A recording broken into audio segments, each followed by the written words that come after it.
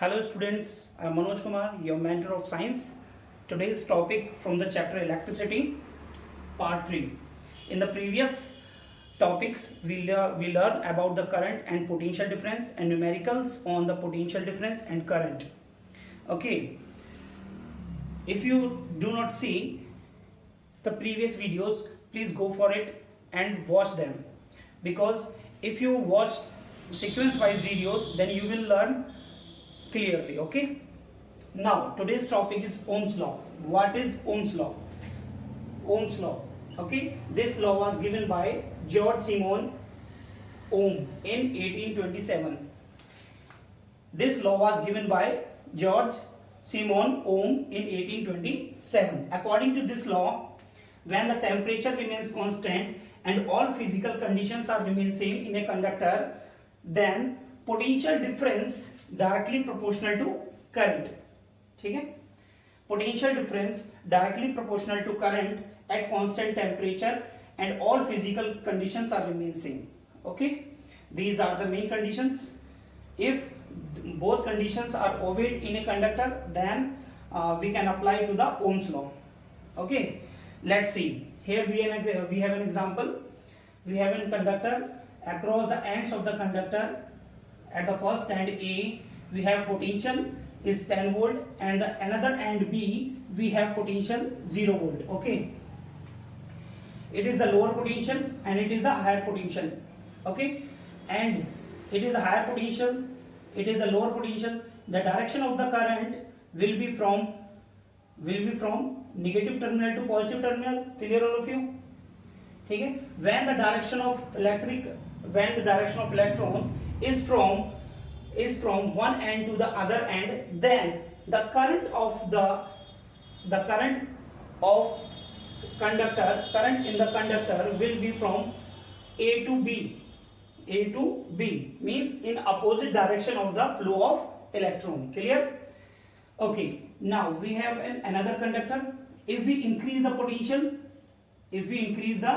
potential at one end and at other end we take same potential, okay, then what we can see here, the direction of electron from B to A and the direction of current A to B, but the direction of current A to B have more current. Why? Because according to the Ohm's law, potential difference directly proportional to current. When we increase the potential, then current is also increases. Clear all of you? As you can see here. Okay, so by this way we can see that potential difference directly proportional to current.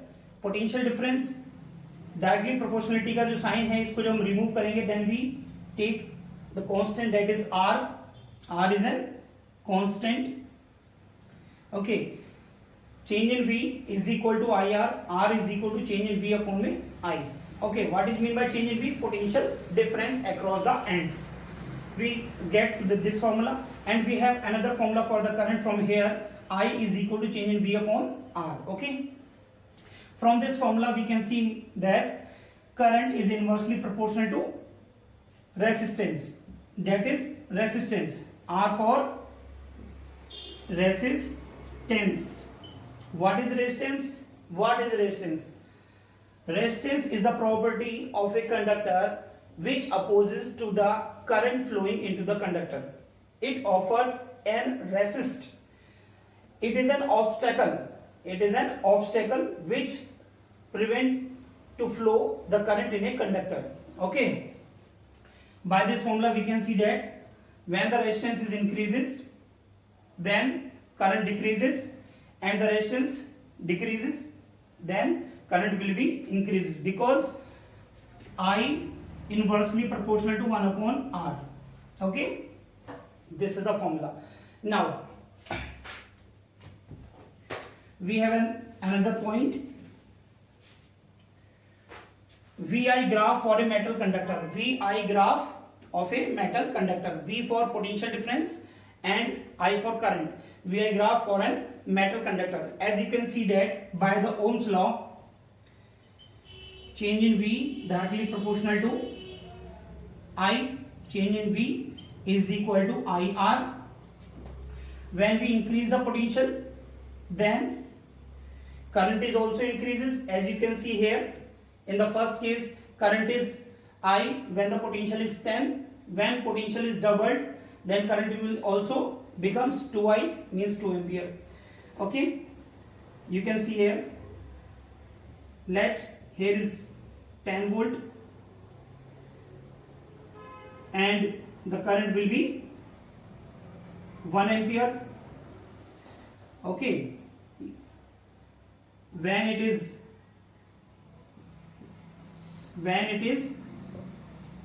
20 volt, then current will be 2 ampere. Clear all of you?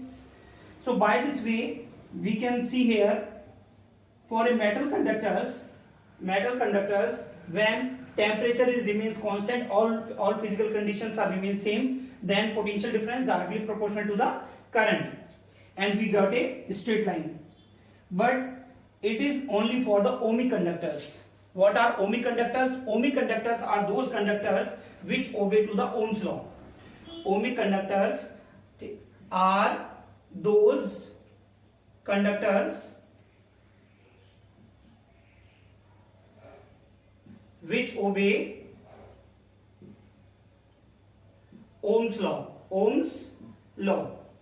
Example, metals. Clear all of you? Like silver, symbol of silver Ag, copper, etc. Okay, you can see here. Means Vi graph is a straight line for ohmic conductors. Clear all of you? By the formula Vi, V directly proportional to I. Okay, R is equal to change in V upon में R, change in V upon में I. Sorry. तो बच्चों next topic है आपका slope for an ohmic conductors. Okay, slope for an ohmic conductor. ठीक है, ohmic conductor के लिए निकालने, लेकिन स्लोप हम देख किस में रहे हैं बच्चों? Slope of change in V versus I. ठीक है, ओके, चलिए देखते हैं इस ग्राफ में बच्चों. अभी आपने देखा इसमें कि जो आपका पोटेंशियल डिफरेंस था, यहाँ पर यहाँ क्या था बच्चों? आपका एक करंट था. ठीक है, हाँ या ना? अभी आपने ओम्स लॉ देखा था, यहाँ से बाय ओम्स लॉ क्या देखा था? Change in V directly proportional to I, change in V is equal to IR. आपने ये प्रूफ किया था बच्चों भी. ठीक है, यहाँ पर देखिए. ठीक है, तो इसमें आप क्या देख रहे हैं? ये किसके लिए होता है? फॉर ओमिक कंडक्टर्स के लिए आता है. इसमें जब हम पोटेंशियल डिफरेंस को इंक्रीज करते हैं तो करंट भी सिमिलरली इंक्रीज करता है बच्चों. जैसे कि माना कि यहाँ पर ये देखिए किस तरीके से 10 volt I, 20 volt 2I, 30 volt 3I etcetera. ठीक है बच्चों, हाँ या ना? तो ये आपका आ गया VI ग्राफ. ठीक है, VI ग्राफ अभी आपने पढ़ा है इसमें. ठीक है, VI ग्राफ आप निकाल रहे थे. ठीक है, तो इसी ग्राफ में आप देखेंगे, ध्यान से सीखिए इसे. जैसे कि आपको ये ग्राफ जब दिया, इस ग्राफ में this is in potential difference, direction potential difference, and this is current. Okay, तो ये आपका क्या आ गया बच्चों? Potential difference and current, and this is your straight line. ठीक है, let it is an angle theta. It is an angle theta. ठीक है, तो इसमें स्लोप हम देख रहे हैं, slope versus V versus I. Okay, tan theta इसमें आप यहाँ से ड्रॉ करके देखिए इस तरीके से. ये मैंने यहाँ पे डॉट लगा लिया है, यहाँ पे मैंने लिख लिया O A और ये B.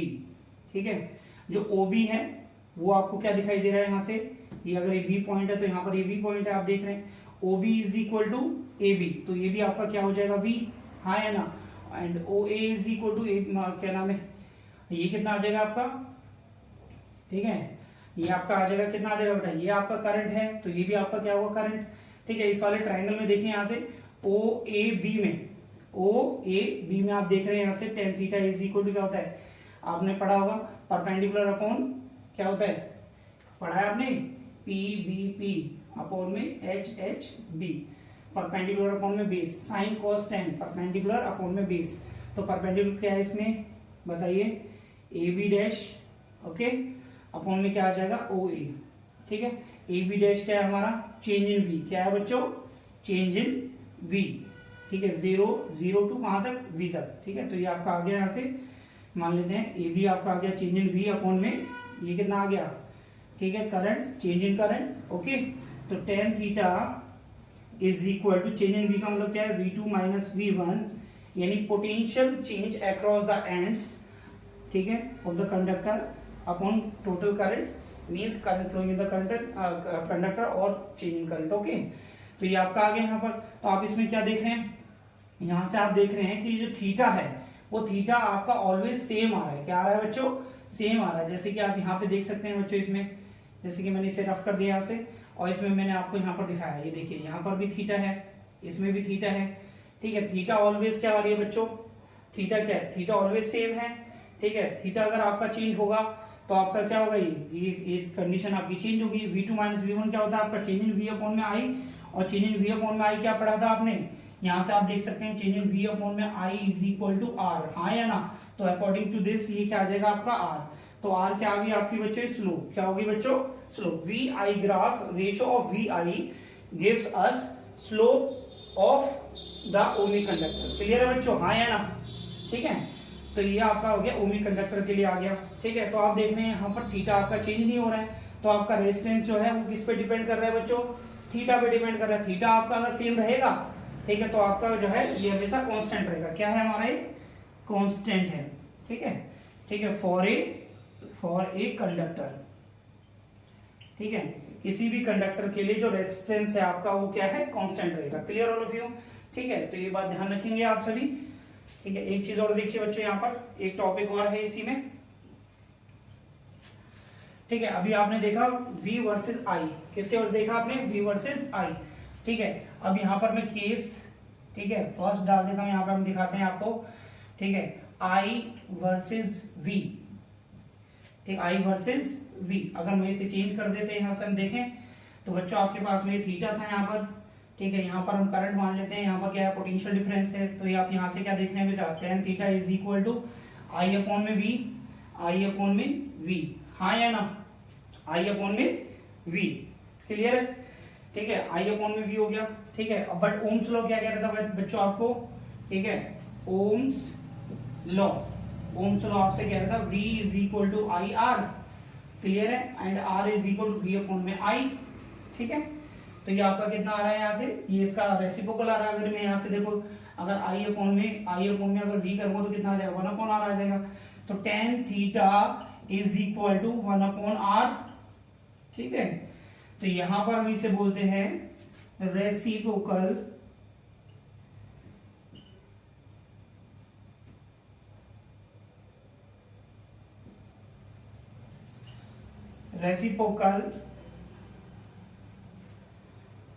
of resistance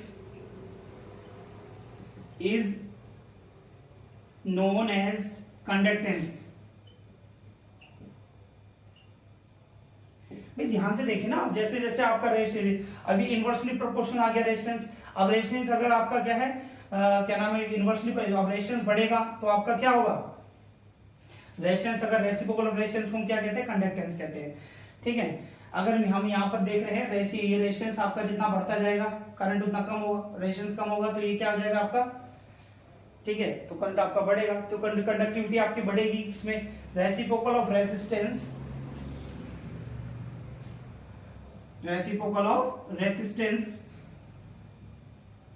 is known as conductance, ठीक है बच्चों। तो इसे आप ध्यान रखेंगे, तो ये आपका मेन पॉइंट था जिसमें आपको ओम्स लॉ डिफाइन करना था, स्लोप आपको फाइंड करनी थी। ठीक है, अब हम नेक्स्ट टॉपिक देखते हैं इसमें।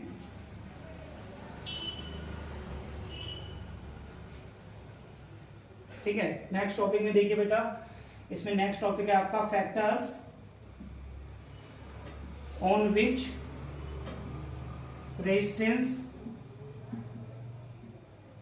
डिपेंड्स। ठीक है, factors on which resistance depends. तो इसमें आप देखेंगे resistance directly proportional to length of the conductor. Number second, resistance inversely proportional to area of the conductor।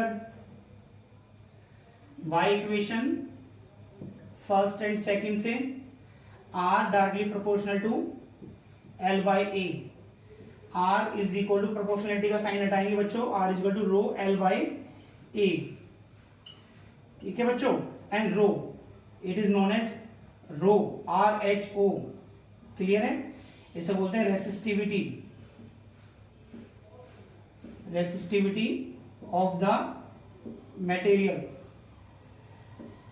Okay बच्चों, कि जो भी हम मटेरियल लेंगे तो उसकी जो रेसिस्टिविटी है वो आपकी है अलग अलग होती है, डिफरेंट डिफरेंट होती है for different different materials, and for same materials resistivity is always same.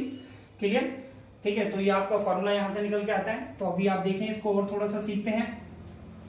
हमारे पास में क्या है बच्चों, एक कंडक्टर है। ठीक है, इस कंडक्टर में से करंट फ्लो कर रहा है I, and this is your cross section area.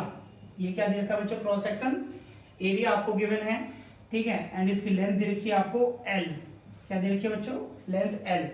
ठीक है, तो और ये जो आपका कंडक्टर है ये एक मेटल कंडक्टर है। क्या है बच्चों, ये मेटल कंडक्टर। ठीक है, ठीक है, मेटल कंडक्टर मान लिया, जैसे हमने कॉपर का मान लिया, भाई कॉपर का कंडक्टर है ये। ठीक है, तो आपके पास में इसमें आपको दिया है जो रेजिस्टेंस है, resistance directly proportional to the किसका है, क्या है बच्चों, ये resistance directly proportional to the length of the conductor.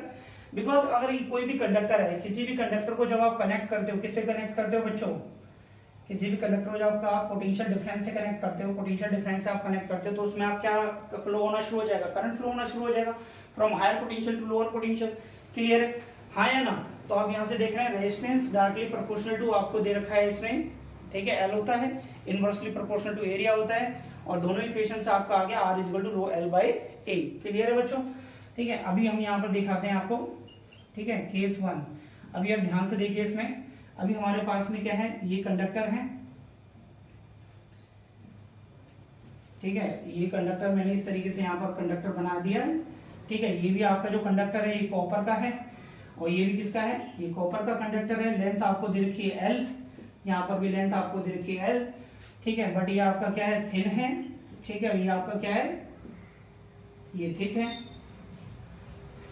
ठीक है, मान लेते हैं अगर इसका जो क्रॉस सेक्शन एरिया है वो A है, और इसका क्रॉस सेक्शन एरिया जो है वो आपका 2A है। ठीक है, देन आप इसमें क्या देख रहे हैं, तो आपका जो रेजिस्टेंस है वो आपका चेंज हो रहा है, नहीं हो रहा है। ठीक है, फर्स्ट ऑफ ऑल आप इसमें देखेंगे, जब तक आपका जो आपका कंडक्टर है, कंडक्टर अगर आपका सेम रहेगा, कंडक्टर सेम रहेगा, तो आपकी रेसिस्टिविटी जो है, resistivity will be same for same material. ठीक है, रेसिस्टिविटी हमेशा सेम रहेगी। ठीक है, अब इस केस में आप क्या देख रहे हैं, ध्यान से देखिए बेटा, R इज इक्वल टू क्या होता है, rho L by A, rho L by A. तो आप इसमें क्या देख रहे हैं, ये आपका जैसे फर्स्ट कंडीशन आ गई, इसके लिए ये फर्स्ट में ले लिया आपने, और इसको आपने सेकंड में ले लिया। ठीक है, एंड सेकंड में आप क्या देख रहे हैं बच्चों, मान लेते हैं R डैश, जो आपका रेजिस्टेंस है वो चेंज हो रहा है, R is equal to rho L by, ठीक है, A डैश। ठीक है, अब इसका A डैश का आपको कितना दे रखा है, रो L बाई 2A। ठीक है, ये आ गई आपकी सेकंड कंडीशन। ठीक है, अब इन दोनों, इसमें फर्स्ट वाले फॉर्मूले से आप क्या देखते हैं, R inversely proportional to area. ठीक है, अब एरिया आपका इंक्रीज कर रहा है, एरिया इंक्रीज करेगा तो रेजिस्टेंस आपका डिक्रीज करेगा। ठीक है, और एरिया आपका डिक्रीज करेगा तो आपका रेजिस्टेंस इंक्रीज करेगा। ठीक है, देखिए ध्यान से सारे फॉर्मूले से, एरिया अगर इंक्रीज होगा, एरिया इंक्रीज होगा यहाँ से, तो रेजिस्टेंस आपका डिक्रीज होगा। ठीक है, और एरिया डिक्रीज होगा तो रेजिस्टेंस इंक्रीज होगा, because it is inversely proportional, ठीक है, टू ईच अदर। ठीक है, resistance inversely proportional to area. तो आप यहाँ पर समझ रहे हैं कि आपका जो एरिया ऑफ क्रॉस सेक्शन है इस वाले वायर में जो आपको दिखा रखा है यहाँ पर क्या है आपका, ये कम दे रखा है, एरिया क्या दे रखा है इसमें कम दे रखा है, ठीक है। तो इसका रेजिस्टेंस क्या होगा, इस वाले केस का रेजिस्टेंस आपका हाई होगा, ठीक है। यहाँ पर रेजिस्टेंस क्या होगा आपका हाई होगा, बट इस वाले केस में आपको क्या दे रखा है, एक एरिया आपको ज्यादा दे रखा है, तो यहाँ पर जो आपका रेजिस्टेंस होगा वो क्या होगा, कम होगा। जब रेजिस्टेंस कम होगा तो उसकी कंडक्टिविटी क्या होगी, बहुत ज्यादा होगी। जब कंडक्टिविटी ज्यादा होगी तो करंट भी आपका इजीली फ्लो करेगा, ठीक है। तो ये आपका पॉइंट है, इसे आप नोट कर लीजिए अच्छे से, ठीक है। ये आपके एग्जाम में आता है बच्चों, ठीक है, इसे नोट कर लीजिए। फिर हम इसके क्वेश्चंस देखेंगे। क्वेश्चन नंबर वन में जो आपको दिया है, पहले तो ये क्वेश्चन आपकी किसके बेस पर है, R is equal to rho L by A. Question number one में आपको जो है एक वायर दिया है, कॉपर का वायर है, ठीक है, लेंथ एल, रेजिस्टेंस दे रखा है 4 ओम। रेजिस्टेंस कितना गिवन है बच्चों, 4 ओम, क्लियर। रेजिस्टेंस की यूनिट क्या होती है, ओम होती है, ठीक है।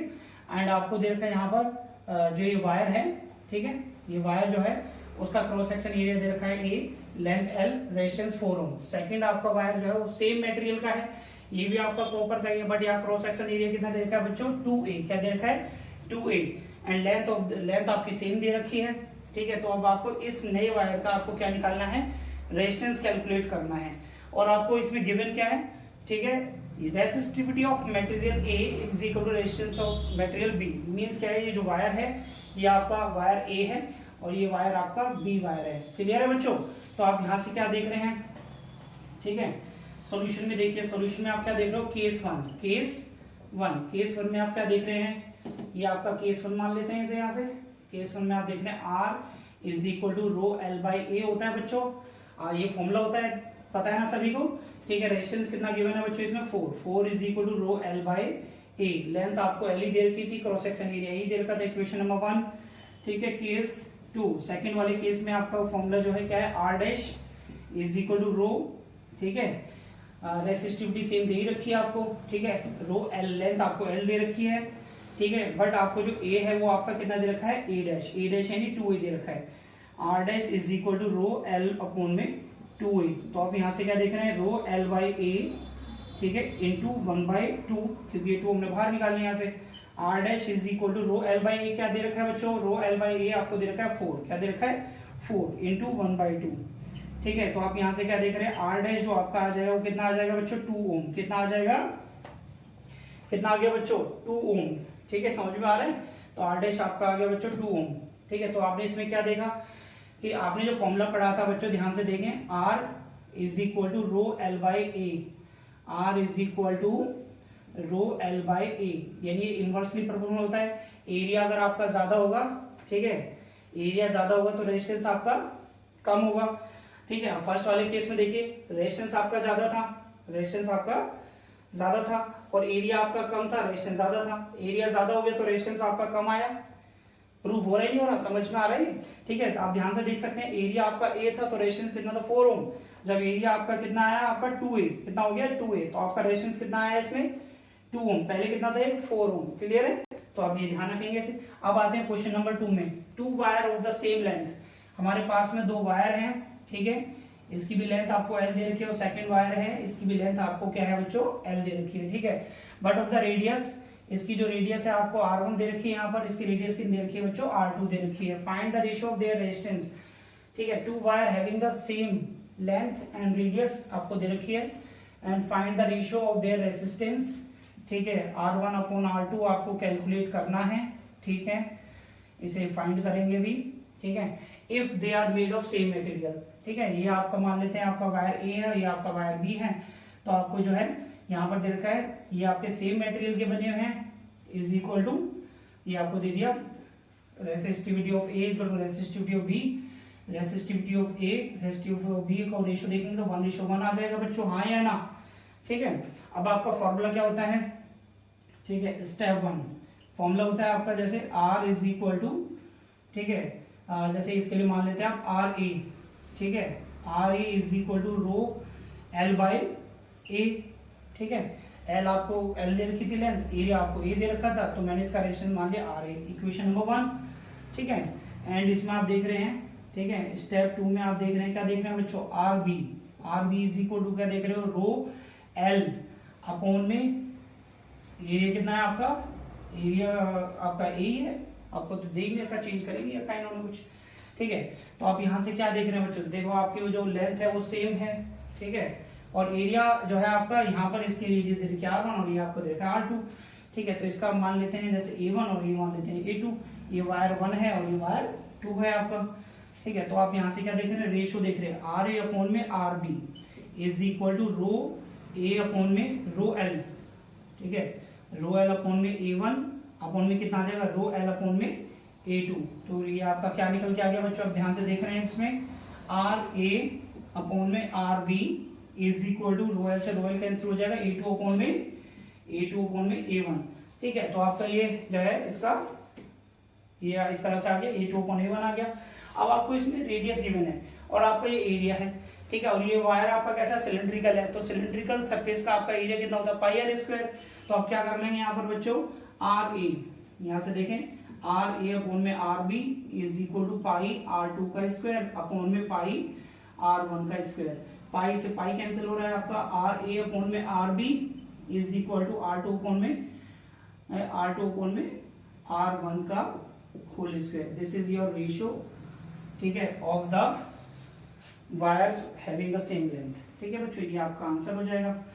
तो इस तरह के क्वेश्चंस हैं एंड मोर क्वेश्चंस हम आपसे डिस्कस करेंगे, जो आपको एनसीईआरटी में एग्जांपल दिए हैं उन सभी को सॉल्व करिए, एक्सरसाइज के क्वेश्चंस को सॉल्व करिए, ठीक है। ये टॉपिक था आपका रेजिस्टेंस का, ठीक है, resistance on what factors, resistance depends, ठीक है, R is equal to rho L by A, ठीक है। ओके बच्चों, thank you so much for watching this. In the next video we will learn about how the resistance combined in series and in parallel. Okay बच्चों, thank you so much.